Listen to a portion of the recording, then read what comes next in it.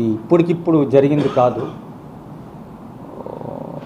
అంత మూర్ఖత్వంగా ఆలోచించవలసినటువంటి అవసరం వారం రోజులకే రాజీనామా చేసిన తర్వాత వారం రోజులకే పార్టీ ఆఫీస్ అంత మూర్ఖత్వంగా ఎవరైనా ఉంటారని కూడా నేను అనుకోను. దీనికి సంబంధించి భవిష్యత్ కార్యాచరణ ఇప్పుడు నాకు ప్రణాళికలు కార్యాచరణలు భవిష్యత్ దీని గురించి నాకు అసలు ఆలోచనే లేదు. నేనిప్పుడు పూర్తిగా కొంతకాలం నేను నా వ్యక్తిగత బాధ్యతల మీద దీని మీద నేను దృష్టి పెట్టుకోవాలి తప్ప అదే చెప్పాను మీకు నేను ఏదో ఆలోచనతోనో ఏదో ప్రణాళికతోనో నేను ఇది చేసే కార్యక్రమం కాదు. పూర్తిగా ఇది నా వ్యక్తిగత బాధ్యతలు వ్యక్తిగత కారణాలతో నేను ఇది చేస్తూ ఉన్నా తప్ప నాకు ఎవరి మీద ఎటువంటి వేరే విధమైనటువంటి అభిప్రాయం కానీ ఏదీ లేదు. దీని మీద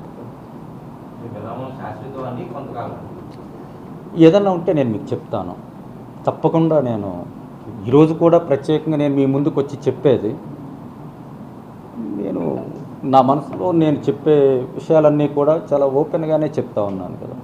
దీనికి ఎవరినో కారణం చూపించి ఇంకొకరిని ఏదో నిందించి అటువంటిది ఏమీ లేదు. పూర్తిగా నా వ్యక్తిగతం. నాకు ఈ కొంతమంది అడుగుతా ఉన్నారు కింద ఇదేదో ఓటమికి నాకు ఓటమిలోంచి గెలుపులోకి వచ్చిన వాడిని 6 సార్లు పోటీ చేశాను, 3 సార్లు గెలిచాను ప్రజలందరి ఆశీర్వాదాలతో. ప్రజల నిర్ణయం ఖచ్చితంగా ఎవరికైనా శిరోధార్యం. వాళ్ళు ఇచ్చిన ఆ నిర్ణయాన్ని ఎవరైనా శిరస వహించాల్సిందే, గౌరవించాల్సిందే. ఆ గౌరవం ప్రజల పట్ల నాకు ఎప్పుడు ఉంటుంది. ప్రజల రుణం తీర్చుకోవటానికి ఎప్పుడు నేను సిద్ధంగానే ఉంటాను. ఒక ప్రజాప్రతినిధిగా కావచ్చు, ఒక రాజకీయ నాయకుడిగా కావచ్చు, ఒక వ్యక్తిగా కావచ్చు. ఈరోజు నేను ఈ స్థాయిలో ఉన్నానంటే ఏలూరు ప్రజలు నన్ను వారు ఎంతో ప్రేమగా వారు ఆశీర్వదించినటువంటి.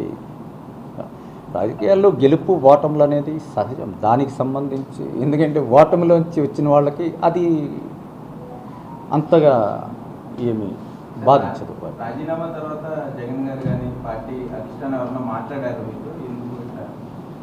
నేను పార్టీ అధ్యక్ష బాధ్యతల నుంచి తప్పుకుంటానని నేను జగన్మోహన్ రెడ్డి గారికి చెప్పాను.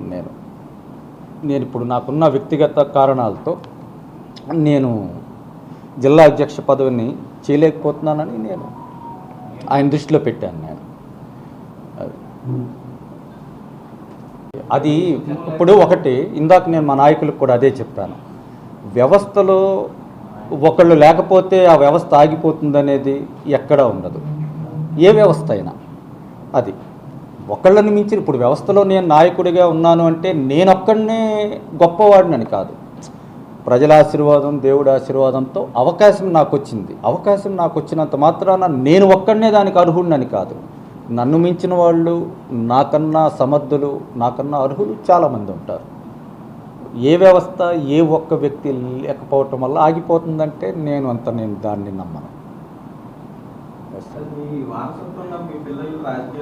అసలు అటువంటి ఉద్దేశం నా పిల్లలు UK US చదువుకుంటా ఉన్నారు. పెద్దవాడైతే యుఎస్లోనే సెటిల్ అయిపోతానని చెప్తా ఉన్నాడు. రెండోవాడు ఇంకా 22 సంవత్సరాలు BBA కంప్లీట్ చేసుకుని ఇప్పుడు MBAలో జాయిన్ అవడానికి ప్రిపేర్ అవుతూ ఉన్నాడు. ఇది చాలా ఎన్నికల్లో నాతో పాటు నామినేషన్లు ఏదో పిల్లలు కాబట్టి మొట్టమొదటి